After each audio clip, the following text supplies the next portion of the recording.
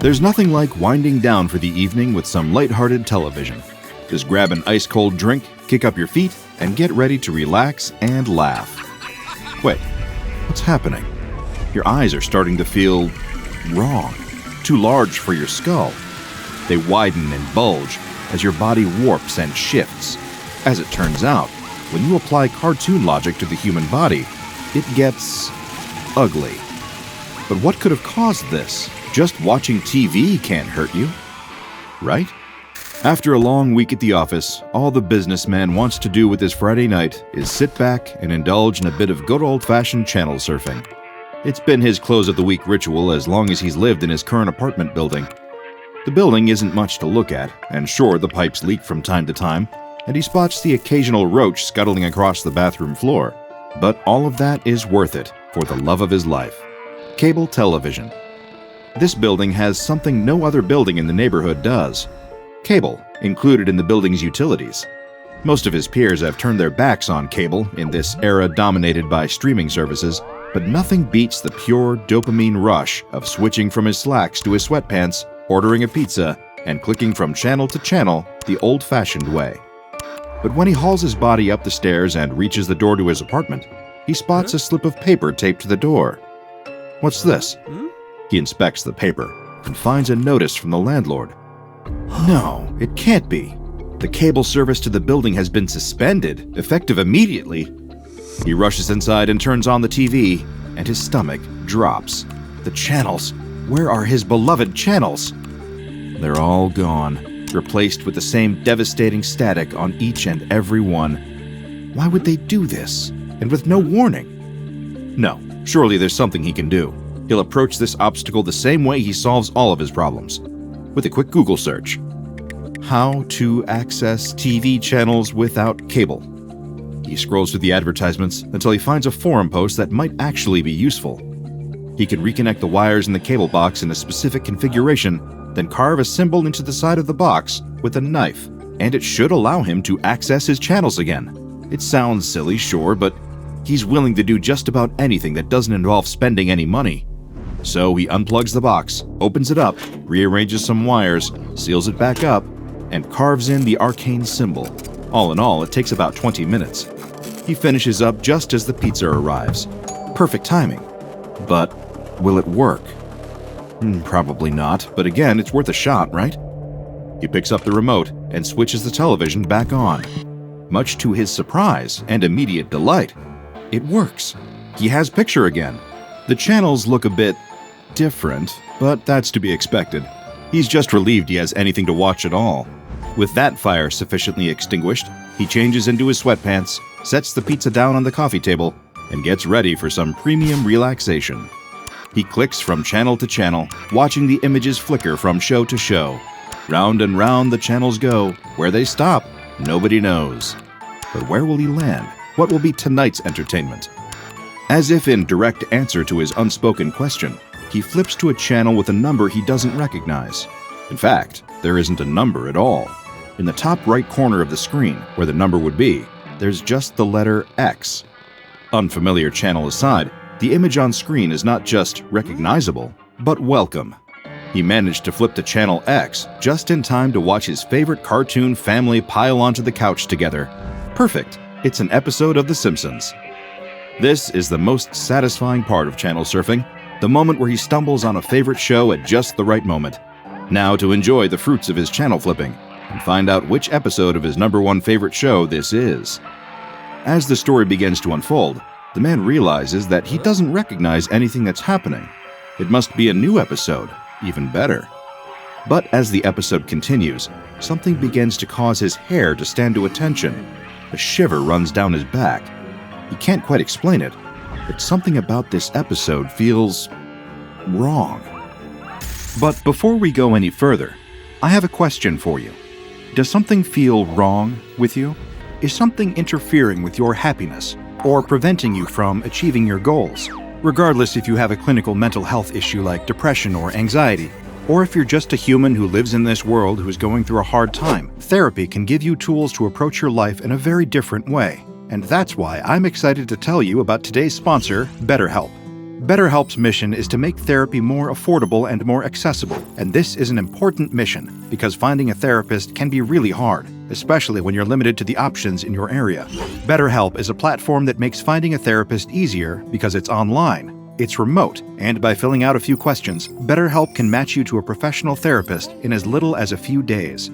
It's easy to sign up and get matched with a therapist. There's a link in my description. It's betterhelp.com/DrBob. Clicking that link helps support this channel, but it also gets you 10% off your first month of BetterHelp, so you can connect with the therapist and see if it helps you. And because finding a therapist is a little like dating, if you don't really fit with that therapist, which is a common thing with therapy, you can easily switch to a new therapist at no additional cost, without stressing about insurance, who's in your network, or anything like that. So if you're struggling, consider online therapy with BetterHelp. Click the link in the description or visit betterhelp.com/DrBob. Thank you again, BetterHelp, for supporting this channel. But as I was saying about the strange episode of The Simpsons that's playing out on the television, the standard story beats are all there. Homer is failing to live up to his role as an employee, a father, a husband, with absurd ramifications. Lisa is a thoughtful prodigy and frustrated with her family's antics. Bart causes trouble and invites anyone who questions it to eat his shorts. Marge is trying her best to hold the family together. And of course, Maggie is a baby who displays much more cleverness than a baby ought to. Standard Simpsons fare. But every so often, the man can swear that he sees the character's eyes flick to the side, staring right down the barrel of the camera. Except, of course, there is no camera. This is a cartoon. It must be some sort of deliberate stylistic choice, a joke that's flying over his head. But he's not laughing. Something about the sudden panic in the character's eyes as their gaze momentarily locks with his makes his heart race with dread. As the episode continues, the man begins to recognize several of the storylines. Marge is working as a police officer, the kids are persuading Homer to buy a swimming pool for the house, but none of these storylines happened in the same episode. What's going on? It's as if someone cut a bunch of Season 6 episodes of the show together and added this bizarre effect with the eyes. The man considers flipping to another channel, but he can't quite bring himself to look away. He watches, helplessly glued to the couch, as the remainder of the episode plays out before him. The pizza grows cold, untouched, as his eyes stay locked on the screen. Ned Flanders walks over to the Simpson home to deliver a standard, "Hi diddly ho, neighborino," much to Homer's dismay. But he doesn't respond the usual Homer way. He grabs Ned by the collar of his sweater, hauling him into the pool. That's fine enough, but as Ned thrashes in the water, struggling to pull himself back out, Homer presses a hand down on top of his neighbor's head, forcing him back under. He holds the man under the surface, watching the bubbles of his neighbor's screams, with a dispassionate look in his cartoon eyes. Eventually, the bubbles stop, and Homer retrieves his hand. A body floats there in the water, face down. A pair of round glasses sink to the bottom of the pool. The camera pans to the rest of the Simpson family, who look on in abject horror. Maggie's jaw drops, and her pacifier falls to the ground. Marge, still in her policewoman garb, reaches for the weapon in her holster. Homer's serious face breaks, and he begins to laugh. His eyes roll wildly, his mouth stretches until it warps his entire face, and the blood vessels in his eyes begin to burst. Then he laughs some more. Flashing red and blue lights illuminate his face, and then the episode cuts to black. No credits. The man realizes for the first time since the episode began that there hasn't been one single commercial break. Now the episode is over, leaving the man alone with nothing but a dark screen and troubled thoughts. Ordinarily, he'd stay awake and keep watching television until his eyes begin to hurt. But not tonight. He's had enough TV for tonight. Maybe for a lifetime. He puts the uneaten pizza in the fridge, switches off the television, and heads to bed. The man doesn't sleep, though. At least he doesn't sleep well. He tosses and turns, soaking the sheets with cold, anxious sweat as his mind replays the bizarre episode over and over again. He can't get it out of his head. When morning comes and his alarm goes off, he feels as though he hasn't gotten a moment's rest. Thankfully, it's the weekend, so he can hit the snooze and get some more sleep. Wait a second. As he reaches for the snooze button, something catches his eye. His hand looks quite a bit more yellow than it did the night before. A trick of the light? He sits up and switches on his bedside lamp. No, his skin has definitely taken on a yellow tint. Could he be sick? He feels perfectly fine, aside from the exhaustion of a somewhat sleepless night. No fever, no nausea. In fact, he feels hungry, starving even. He remembers the pizza in the fridge, waiting for him. Sounds like the breakfast of champions to him. He grabs the box and plants himself in front of the television again. Wait, if he turns it on, what horrors will be waiting for him? He decides to try his luck and switch it on. Thankfully, the Simpsons episode playing this morning seems to be a perfectly normal one. He polishes off the pizza and enjoys the show. By the time the weekend is over, the man feels quite different. He's always been a diligent worker during business hours, but now he can't bring himself to care about his job. He calls in sick on Monday morning, faking a cough so he can stay in and watch more TV. Thankfully, there's no wife or kids to bother him and try to get him off the couch. He spends the week like that, snacks and television and calling out of work. 1 week turns into 2, and as the days pass, the man's transformation continues. He's not just changing on the inside, the outside is shifting to match. His hair begins to come out in pieces, covering his pillowcase in the morning, clogging the drain of his shower. Before long, he is completely bald. The yellowish tinge of his skin intensifies too, until he is the same shade of yellow as the cartoon family on the TV screen. He doesn't notice the similarities, however, just as a fish doesn't notice the water it swims in. He can't observe the effects from the inside, at least not yet. As 2 weeks become 3, the changes become uncomfortable, even painful. His job calls to let him know that he's been fired for his unexcused absences, but that is the least of the man's problems. Suddenly, he can't sleep. Well, he could sleep if he could just get his eyes to close, but he can't. For some reason, his eyelids won't cover them the way they used to. For the first time in weeks, he stumbles to his bathroom mirror to take a look.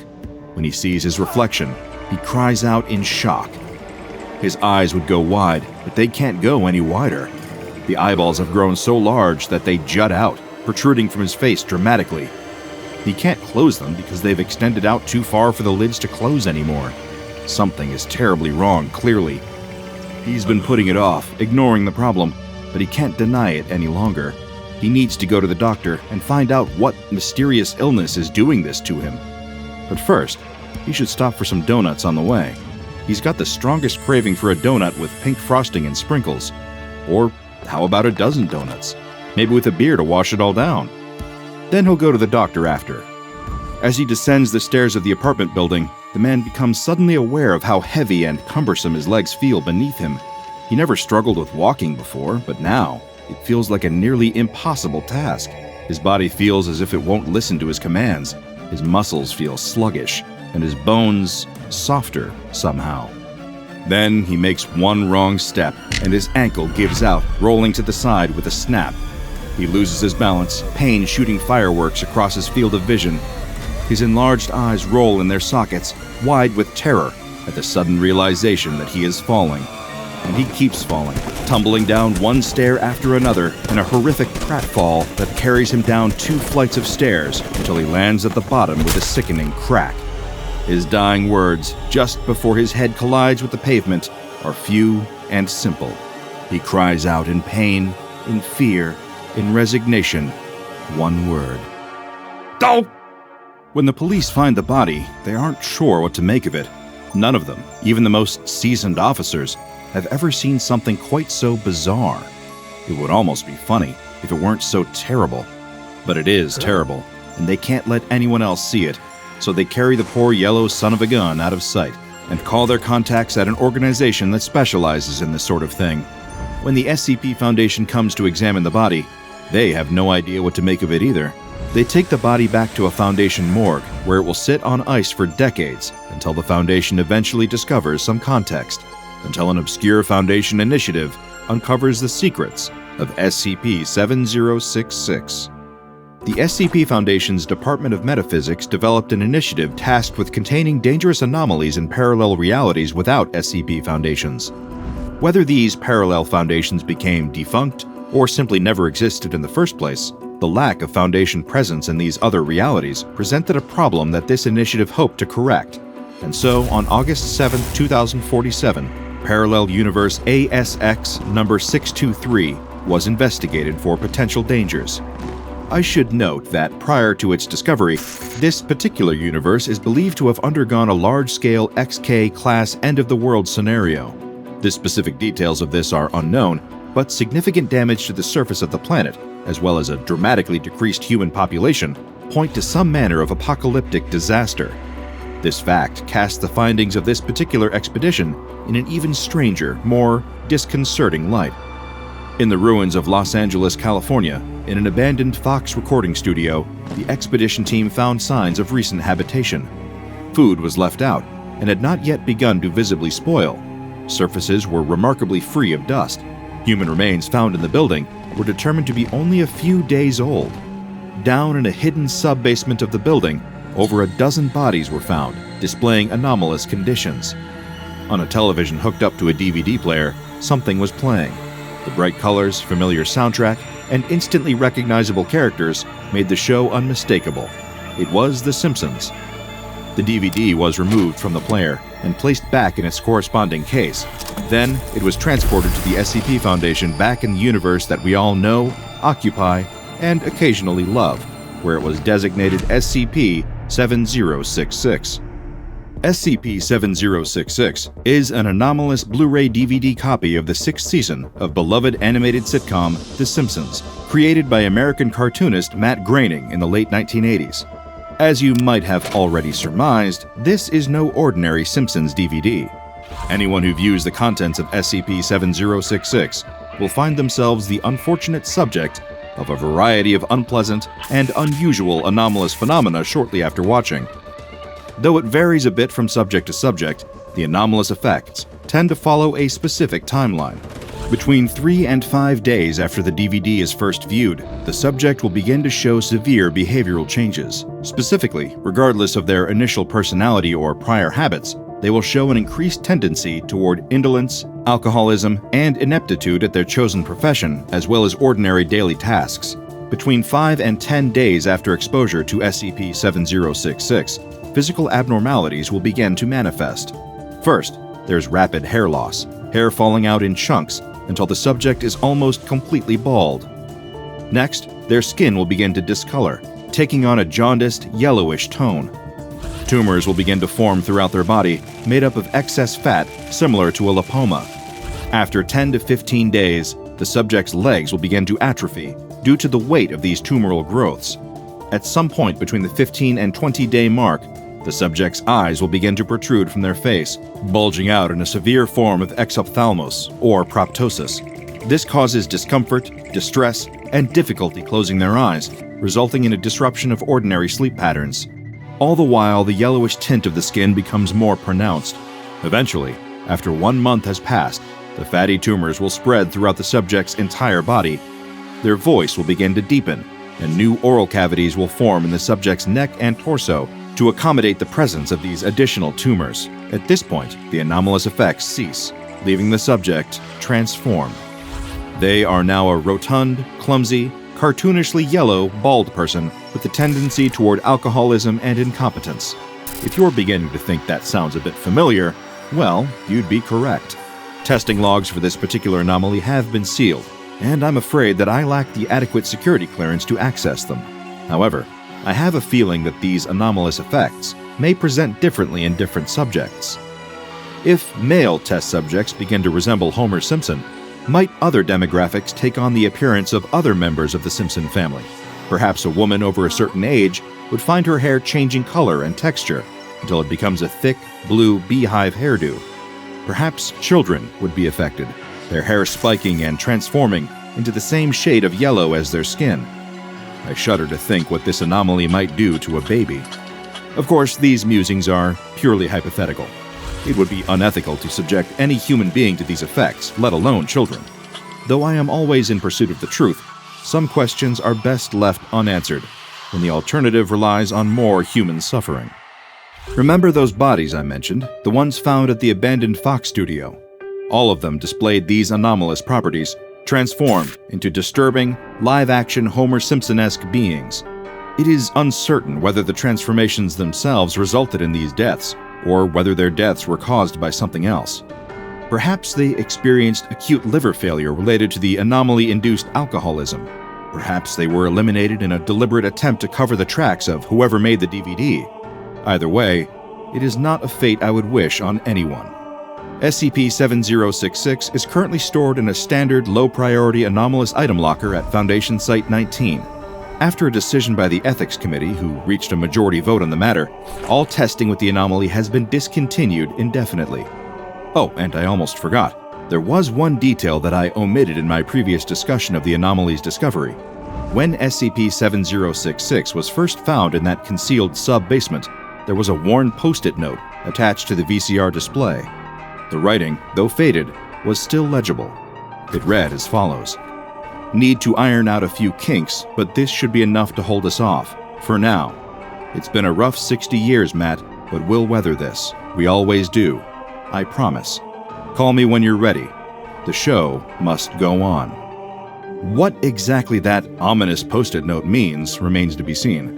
The origins of SCP-7066 are still being investigated, but it seems as if a parallel universe's version of Matt Groening was involved in something strange and unsavory. It's difficult to say for certain, but we should all be glad that this version of the show is being kept off the airwaves. Now, if you'll excuse me, I need to leave the research behind for now. I don't know about you, but I have a sudden craving for a donut. Sorry. Check out the DrBob Patreon and become a junior researcher today. Now go and watch another entry from the files of DrBob, like SCP-1048, Builder Bear.